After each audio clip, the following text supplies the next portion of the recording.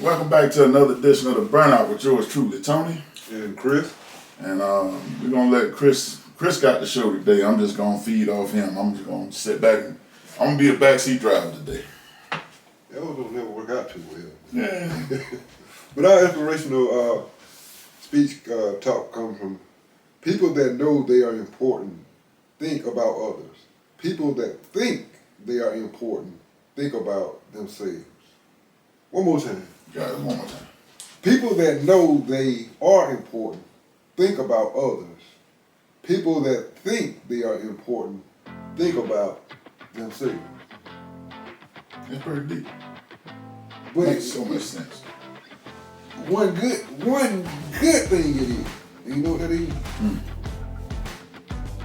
When you know who you are, nobody else has to define You don't need no validation whatsoever. that. People that know they are important help and reach out to others. That's right. People that want to be important or think think they about are themselves. important. Think about themselves. A lot of people look at that, and that is such a true statement. That if I know who I am, then I'm gonna think about everybody else. But when I want to be somebody I'm not, what do they call it? I'm a front. Because I need to get to where I want to be. Yeah. You never go anywhere that way. And we have an article today that said that a dad found out his son bullied a kid at school and came up with a brilliant teaching moment. More parents need to come up with stuff like that. It says, what do you do when you find out your kid bullied someone? For many parents, the first step is an apology. While this response is, of course, warranted, it is really effective. Some might argue that there are more constructive ways of handling the situation that teach the kid not only what they did wrong, but how to make things right again. Single dad Patrick Forsett recently shared how he made a truly teachable moment out of his son. Lincoln getting into trouble for bullying rather than forcing an apology, Forsett made sure his son was actually a part of a solution. I did like that. He saw the problem that his son had, but he gonna give him a solution. That's it. And you to have a solution, that's a job. Because you have to figure out how to make it better. That's right.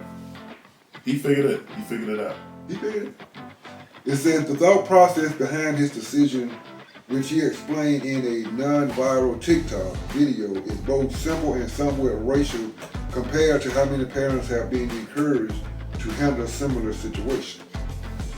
I got an email a few days ago from my 9-year-old son's teacher that he had done a prank to a fellow classmate and it ended up embarrassing the classmate and hurting his feelings. The video begins.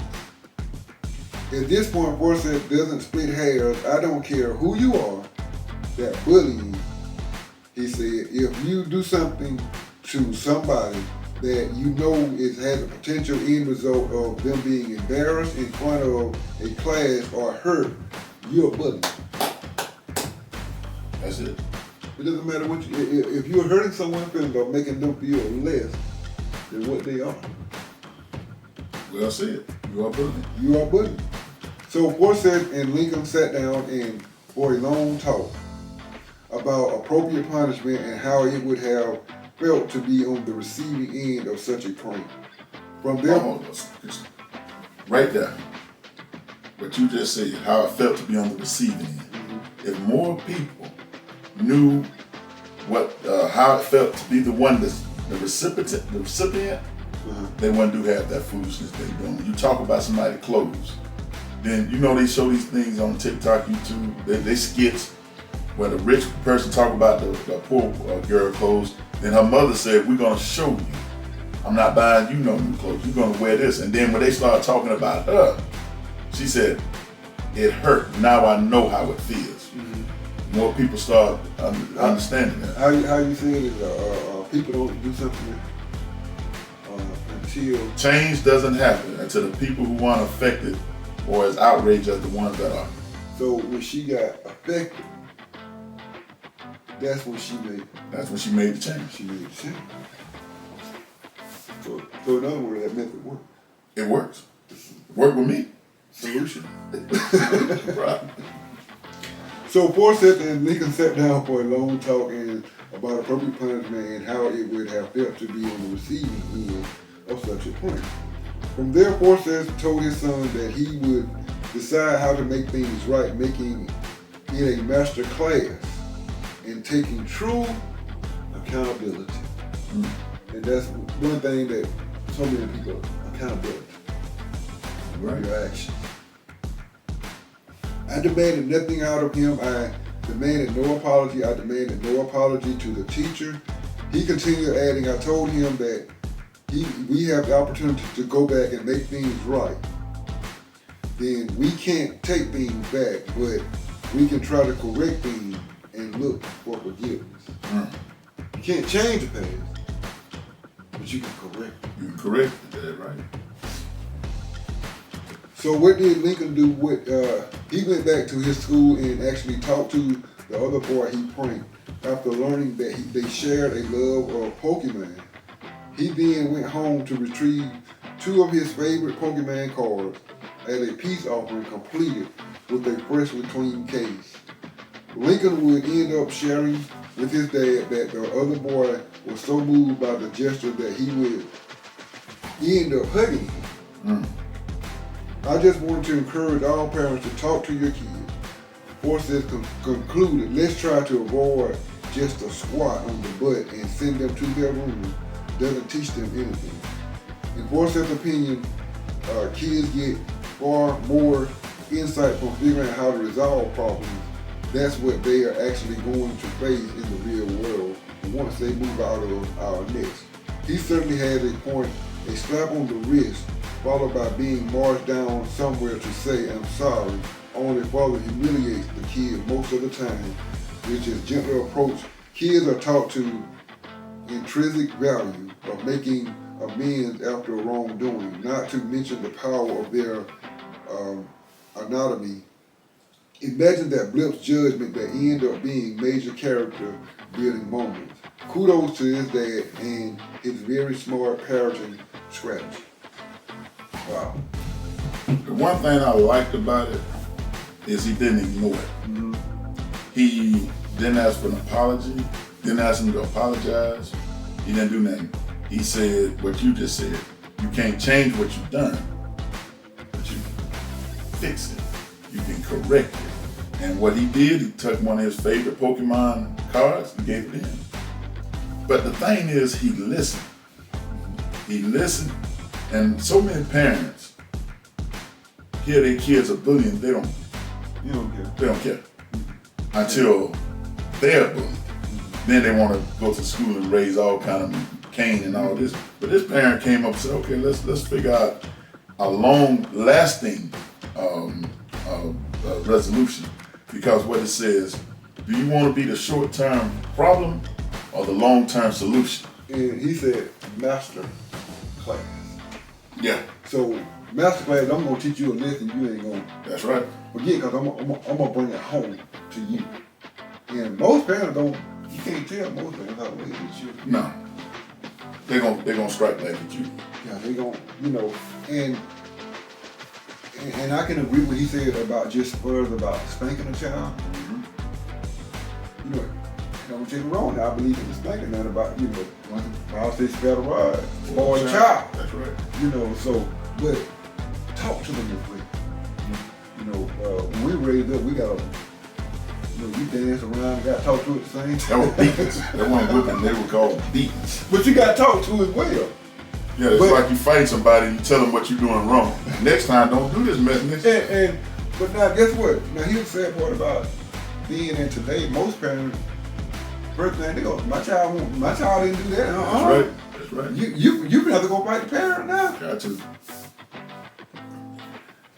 I like everything about that article you brought up and everything you read, and I like the biggest thing I like about the whole thing is he said, let's sit down. I'm not going to talk to you about what you did. We finna talk about your punishment. We're gonna talk about how you gonna fix it, not how you gonna fix it. And just that little gesture from the article that you read when he said he hugged him, that means that touched him. That the boy that he bullied, after he talked to him and had a conversation with him, he came back and got the Pokemon card and gave it to him. The boy ended up hugging him. Yeah. And so it kind of bad. I'm telling you how many times the little boy has been bullied. Yeah. Because normally when a person is being bullied by someone, it's not just one person bullying the child. Right. It's multiple people bullying you. Different classes. So it's just not just that child is being bullied by one person. Because a lot of, you do have this bully. If a bully, seeing someone can be bullied, you know what that's going to happen. They're going to start bullying that person. That's right. But what did his father say? See, we had an incomplete definition of bullying. We thought somebody you picking on, you pushing, beat him up. That ain't what he said. He said if you would cause anybody any embarrassment, he said that's bullying. See, that's a father who don't put up with no nonsense. And does it sound like that's a father who's been bullied at some point? And you know what? He said that some people may look at it as racial, but he said he don't hold. It's no hold bar. I don't care who you doing. That's right. He did do that. Intensity, color, whatever you want to call it. He said it doesn't matter who it is. Right. But if you're making that person feel out of place, discomfort, it's bullying. If you put a frown on my face, then guess what? It's bullying. You're bullying. But that just sounds like a father who's been bullied at some point. Or he's been bullied, or he was doing the bullying. He was doing the bullying and had a big lesson taught. Yeah. And he did it. He said, y'all need to, one thing you said a while back, you said you need to listen and talk to your kids. Sometimes it's just like how many kids that we read about that committed suicide? How many times they went to their parents? Now, you telling me I didn't know what he was going through. You see these people every day. You see this child every day. If your son all of a sudden changes anything about his normal pattern, you're going to pick it up. Yes, sir. So when your kids start getting quiet, they always isolated in their room a lot, and that's something, you need to be in that trouble. Yeah, you need to, hey, what's going on? Nothing. No, you see, when they say nothing, they leave it at that. They done with it. No, you're going to talk to me. Is something going on at school? You getting bullied? I need to find out because your mannerism has changed. Even if my child had a strange look on his face when he what's wrong with your face? I know it don't normally look like that, so what's wrong? It's going to be a sign. It's something that's going to show you that this is not how they normally act. Yes, sir. And a good parent picks up on it. A parent who don't care won't even think twice. Are you getting, and what did that man say? When you eating, kids got their cell phone in their hand playing with it. You communicate through them with text messages now. Are you good? Hey, yeah. What's wrong with you? Everything all right in school? Anybody bother you or something? Yeah. It's just that simple. That's it. You know how it is when we were growing up? Number one, we didn't have cell phone. Yeah. We didn't have cell phone. Dad had bad. Yeah. But when you at the table, none of that stuff there. Everybody at the table, we eat at the same time. We might not be in the same place, but we gonna eat at the same time. Now see, most of the time when I was growing up eating, we was in the kitchen and the parents, they would sit there and watch TV and stuff. But I was at the kiddie table. Yeah, but they used to sit there and watch TV while they would eat. You can even take the plate under it. No, you can't. And you can try it. Yeah, you can't even get on the floor with a towel. The first time you walking at a plate, they look at you and turn around and go right back in the kitchen where you came from. Yeah. But it's hard for a parent who's 15.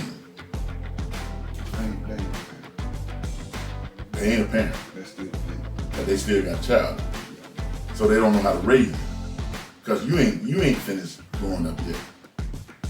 The thing about it is, that's the reality now.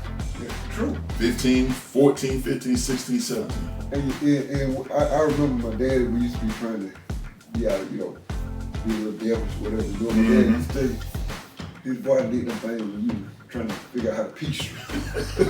Yeah. And so, and a lot of, young parents, they don't even know how to be a mother. No, they don't. And I believe there is an intuition that when a lady or female there is some type of intuition to teach them. Something clicks. Yeah. That how to take care of the child. I remember the movie Brooke Shields. Mm-hmm. And what was the guy named that played that? They was stuck on the little island. I know what you're talking about. On the little island, and Brooke Shields ended up getting pregnant on the island. And I know some people they don't remember this movie because it's on back. Brooke Shields ended up getting pregnant and having a baby, and the baby started crying. And so, they have no ball, so we think she gave him pregnant. Yeah. And the boy looked at her and said, well, how did you know to do that? She said, it just came. Instinct. You know what I'm saying? So there's some intuition, but there's still something learning about the time that you figure out all of the value that child needs. He's going out the door. But a lot of times, they're not the one raising them anyway. No. Grandmom raising them. Yeah, but grandma getting old. Yeah. They don't care. Daddy's little girl. Yeah. Like the woman that I seen on YouTube or something, took her kid, drop him off at her mother's house, said she didn't want to raise him. She didn't want to raise him? I'm like, you're a fool. Well, and like I said, that's like Daddy's Little Girl. Yeah. The movie with Idris Elba. Oh, yeah. And,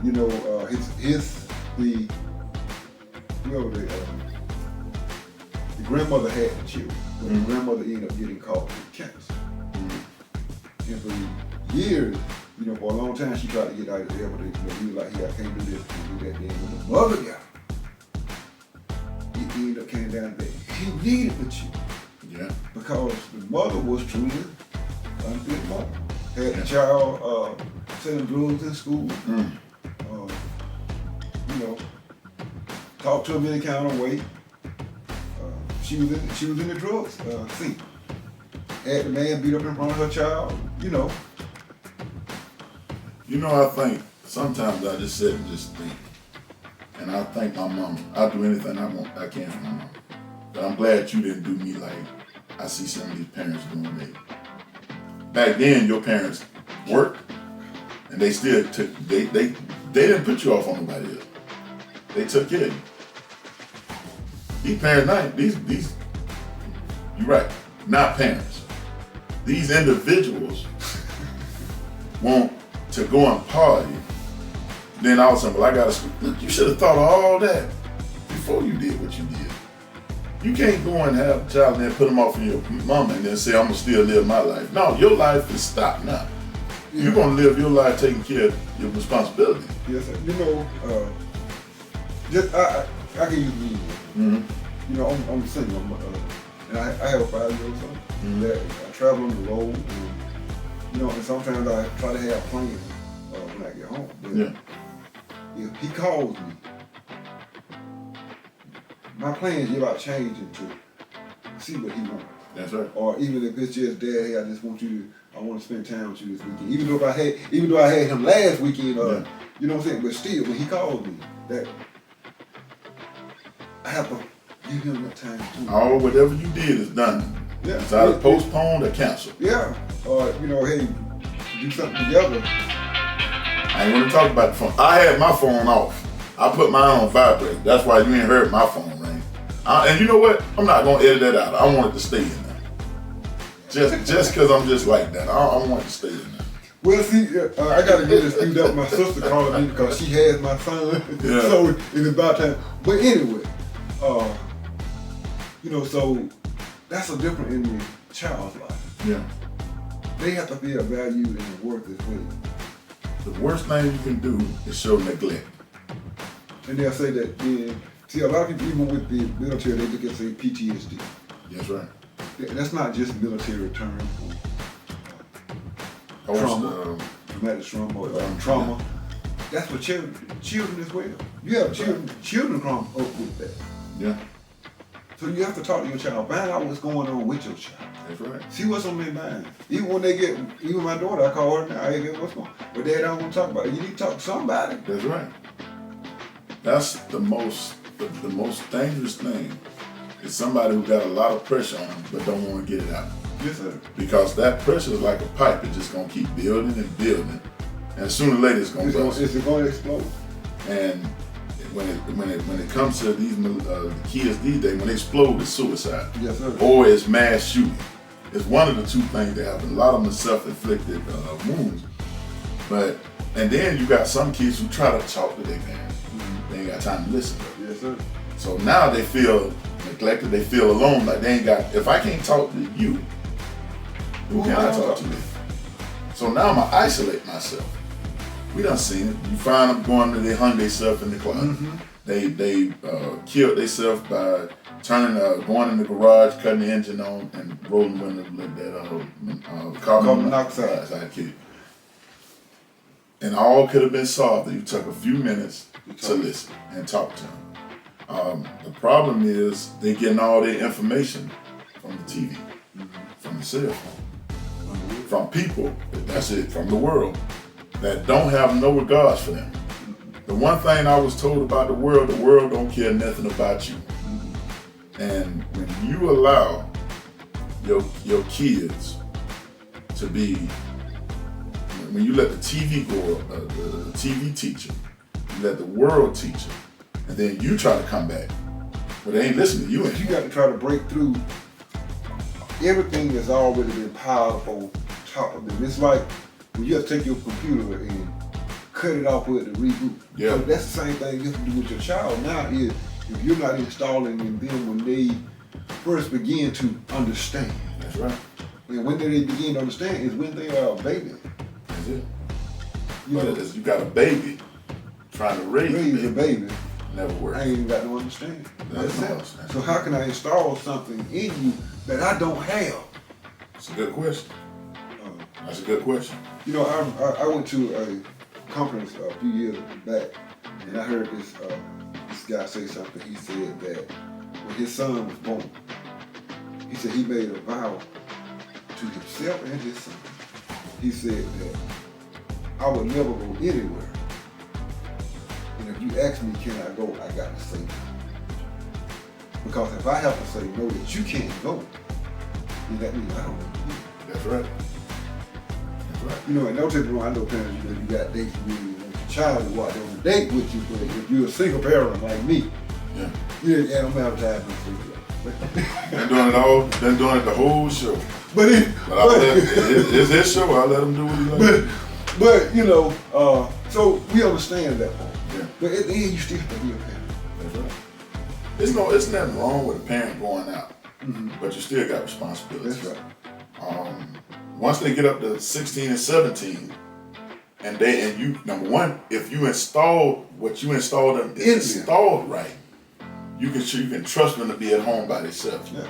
But when you allow your 16-year-old to stay out at 2 o'clock in the morning on a school night, you ain't installed anything now. Man, I was scared to stay out there. I was scared to stay out when the doggone pole light come on. Because you was told back, hey, when the street lights come on, you come. Even though they had a different reason for that, telling back then, but yet when those street lights came on, you couldn't be in the house. Yeah.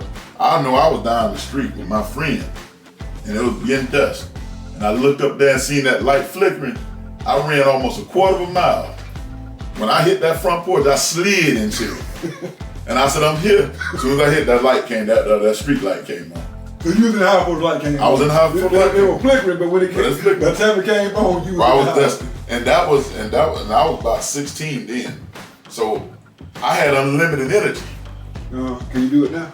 Huh? Can you do it now? I can drive that far. But see, I ain't got to do it now. I'm not running now. Can't run no more. I can't run. If something is behind me, I can only run for 15 seconds, then we gotta fight. Because it's either you're gonna get me from the back or I'm gonna face you straight up. Because you're gonna catch me. But it's just to the point, my mama installed that in me. When that street light come on, you need to have your behind in this house. Yes, sir. You should have seen me hit that driveway. Well, I was leaning coming in. And you know, it's sad part, we don't, you know, many people today don't really understand why they told you that. Oh, they don't understand. But when they told you back then, guess what? You was in the household. I didn't have to have the reason why you told me You this. don't need to know. But the only thing I know is I need to be in this house. I know the consequences. If I'm not, I know the consequences if you're not in the house. and just as this parent, this dad said, guess what? He was teaching his child to have accountability. That's it. And that's what it matters, accountability. The one thing I know about a parent, and you are one, so you know this for a fact, it takes many years to gain your parents' trust. It only takes 10 seconds to lose it. Yes, sir. That's all it takes. I lied to my mama one time, and it took me years before she believed what I say and don't question it no more. That's something that you earn. It's not given. That's a horrible feeling too. Oh, When you walk in the door to talk to your mama the first thing, and she give you that look. what lie you finna tell me? You know, when she give you that look, you be like, man, I don't even want to talk to you. Can I call you later? I call you later.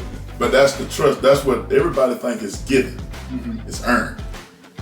They say that time plus integrity equals trust. That's right. So it take you a long time to gain it, in the short term To lose. And then when you're trying to gain it back, it seems like it takes ever. It takes forever. Like what a man said, take the 4 off of it. Look, Bernie Mac said, you can tell me, just take the 4 off, but you ain't forever. So it seems like it takes you forever to get the trust back. And that's what a lot of the kids need to understand. And that's a horrible feeling. It's the struggle. When you're telling them the truth. If you have a heart. That's if right. You have some compassion and some emotion. I'll tell you. It's a hurtful feeling. It's hurtful when you telling her the truth and she like, like that look like, I know you lying. And you said, no, I'm telling the truth. I just want to see how far you go. You ain't gonna fool a parent. My mama always say, what you done did, what you doing, I invented. I was trying to, when we was trying to figure out how to piece straight, they was already doing it. They was already doing it. So, it's horrible though. How my dad said, boy, them little rabbit trails y'all trying to go down, we done made interstates out. Made interstates out of it, man. But it's so true that, what they say, you trying to grease, you trying to slick a greased pig. I thought my mama was the craziest person in the world. Mean. Like this woman don't, she just don't want me to do anything. Now that I look back, I'm like, you know what, if I'd have listened, that is so much I could have Back avoided. then, If I know now, if I know then what she told me back then, if I knew that now, how much trouble I could have avoided. if I knew half of it. Just a piece. I didn't listen to anything. You sound like you was hard. I was. I didn't listen to that. I listened absolutely. But I found out she was one of the smartest people that I've ever seen. And my dad, before he died, was the same way. They have wisdom above wisdom because they can see where you're going and say, hold on, don't do that. I've been there already. And then turn around and Turn around and go back the other way. I want to keep going. What is those? Yeah, it didn't work for you. But it just might work. It might work for me. But then, the same experience that they had, I'm going right through it. And it could have been avoided. I think mine was a bit worse because I was hard. That was really hard. And they tell me it's come to the end, but I'm still trying to go. I'm still trying to go. Now I see the dead end sign, but I think I can go beyond. Yeah, I ain't gonna go down there and make a left turn like all GPS make a left. people make a left turn. Gonna be in the dance studio again. That's a joke we're gonna tell y'all what that's about later on. But hey, another 30 minutes in the book. We always have fun. It's always a good time, but it's always serious topics that we talk about. That it's lessons that need to be learned, and nowadays needs to be learned more than ever. Yes, sir. And we just have a good night. But hey, we'll be back same time, same place next week.